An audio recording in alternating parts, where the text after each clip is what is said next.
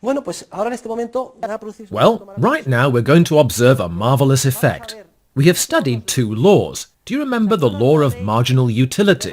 What does the law of marginal utility say? It says that each one of us values the relevant and fully interchangeable units of means available to us in terms of the value we attach to the last unit on our value scale. And to what conclusion does the law of marginal utility lead us? It leads us to conclude that the more units we have available to us, the lower the marginal utility. Marginal utility diminishes. Well, now we've reviewed the law and we'll set it aside for the moment.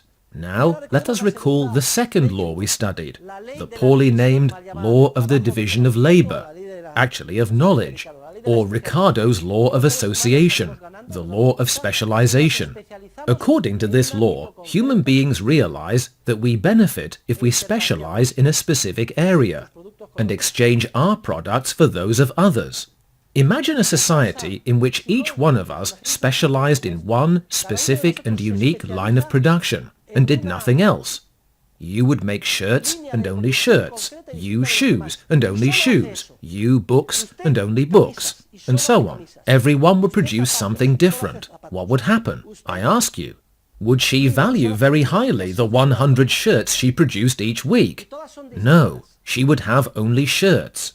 And the law of marginal utility tells us that the value of the last shirt, which would be almost nothing, would determine the value of each and every one. She would make only shirts, and the shirts she had would be of almost no value to her. But take note, she would lack shoes, food products, etc. She would have none of these. What marginal utility would shoes and food have for her? They are the other goods she would need. Would their utility be high or low? Extremely high. Think about it.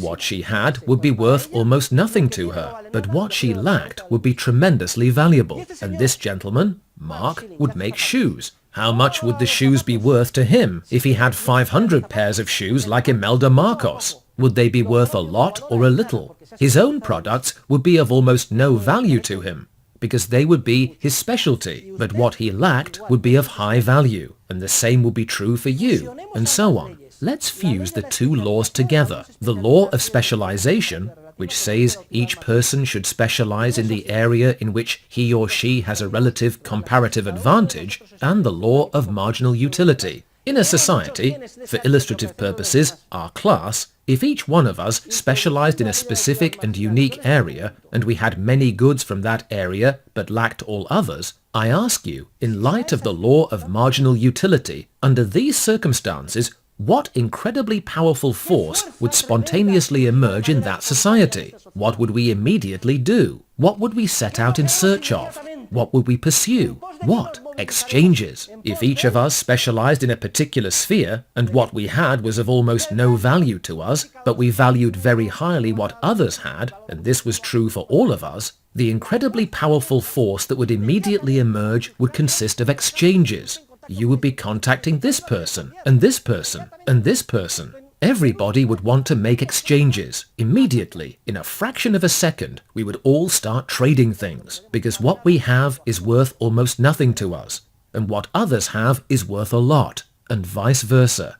And that, dear students, is society, an extremely complex network of exchanges.